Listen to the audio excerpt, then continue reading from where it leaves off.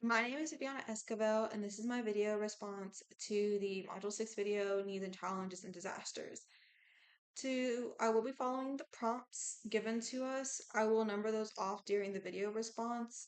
But to start us off, I do want to kind of cover the basics, which is just there's four distinct phases when it comes to disasters, and this is going to be the heroic phase, the honeymoon phase, the disillusionment phase, and the reconstruction phase.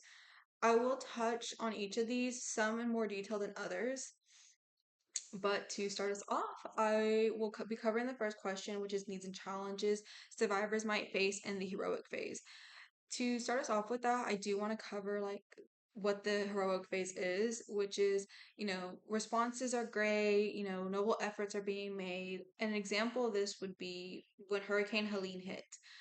Florida and the ripple effects kind of went out towards the Appalachian Mountains in those areas where, Red Cross was responding, the government was responding, FEMA, which is government responding.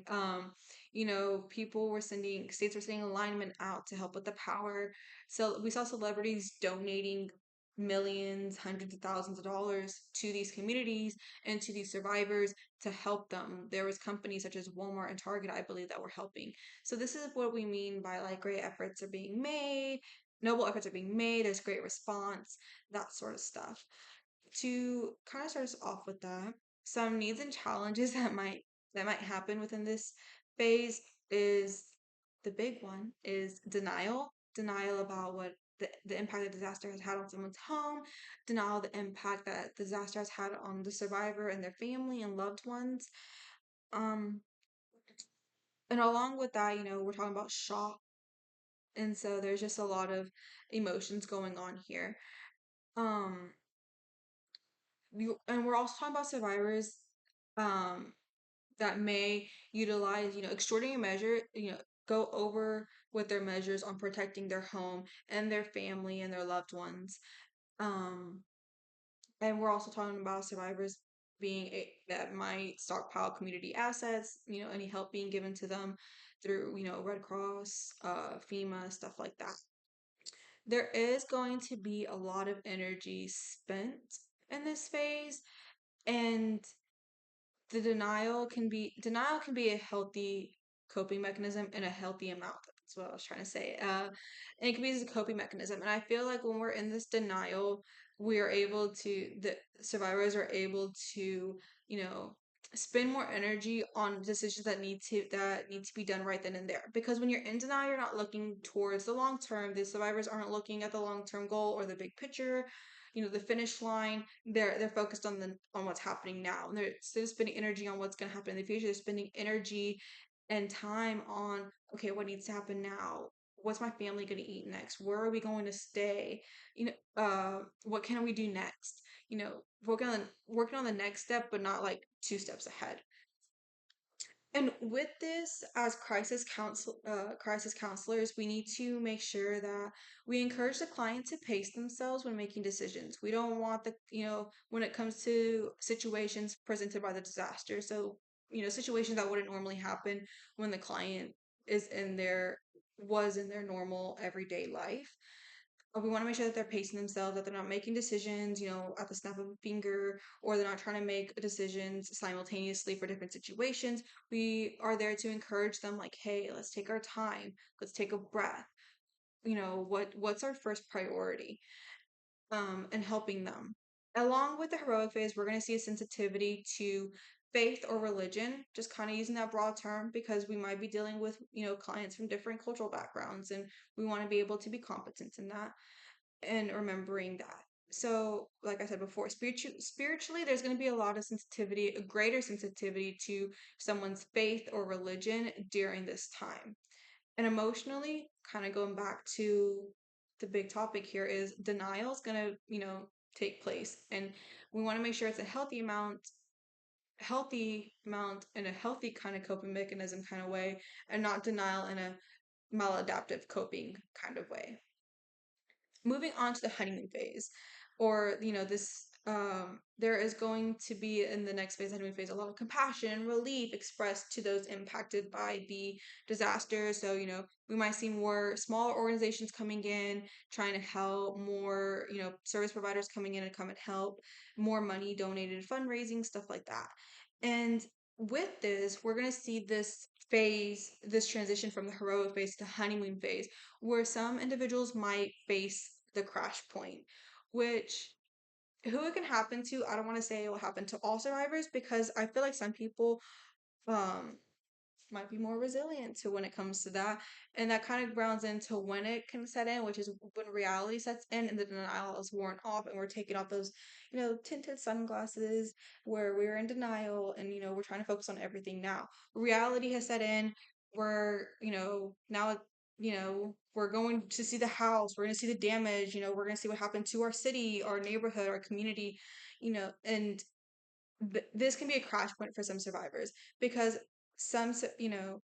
people handle reality and denial wearing off in different ways, and I do feel like the resilience plays a big part in it too. And this can happen due to fear. We're facing, we just gone through this big trauma or shock, and denial is wearing off. Now we're scared for the future. What's going to happen now? Is my house okay? If it's not okay, where am I going to live? Am I still going to have a job? Was my job affected? Things like that, things that they're now fearing that weren't being looked at when we were in denial. um Kind of moving on to disillusionment, which in here we're talking about, our organizations are leaving now. You know, they're going home, they're going back to their normal. um Efforts aren't going to be as great or, as noble as before because we're kind of, it's kind of wearing off, weaning off. They're going back to where they need to go to get ready for another disaster, maybe. And now we have our survivors who are here feeling abandoned. They feel hopeless. They're angry. There's fear.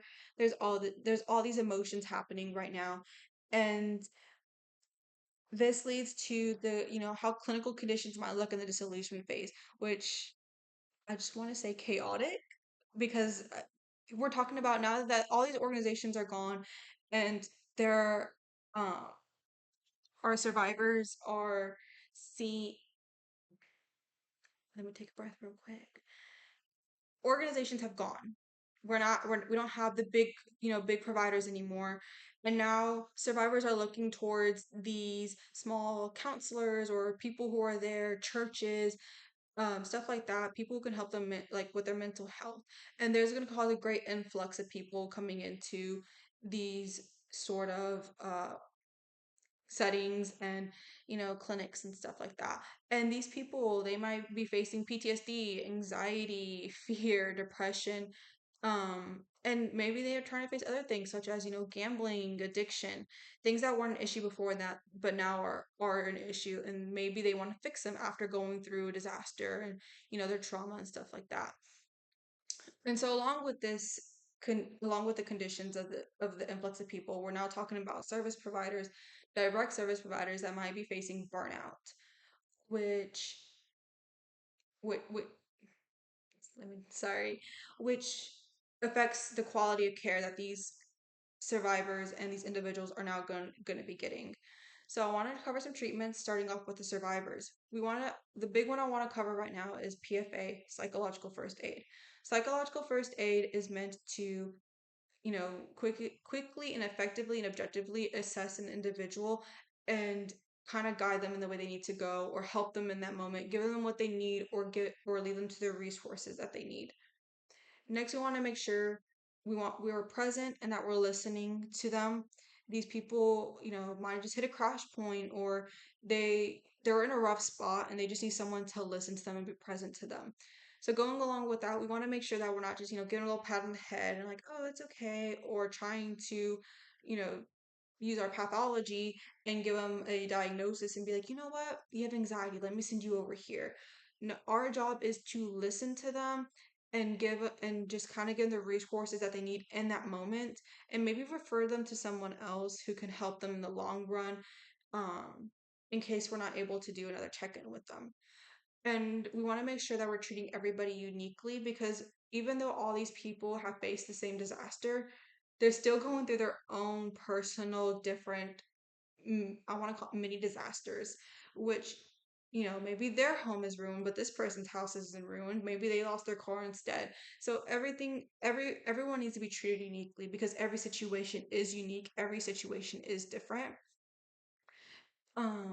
And when it comes to our direct service providers, we want to make sure that we're trying to prevent burnout and giving them, self-care tips. Maybe, hey, you look like you need a break. Let me take over for you. Um, and you can come back when you feel ready to come back because service providers are facing burnout, but they're also going through their own trauma of experiencing and listening to what these people are telling them through this disaster and maybe seeing if we're on site seeing what the disaster has done. So we want to make sure that we're helping them as well. I do want to those are the three points that were brought up in our instructions, but I do want to touch base real quick on the reconstruction phase because there is so much after all these people have gone through that now we're in this reconstruction phase and we need to make sure that we're helping them focus on the positive and celebrating the positive and um, it's okay. It's gonna last a long time, but that, we're gonna get through it. And this is where we want to help them as a community grow closer together and support each other in the long run. So that covers it all. In my response, I did refer to the needs and challenges video provided by Houston Christian University on YouTube, and I did also reference Fundamentals of Crisis Counseling by Jerry Miller. Thank you.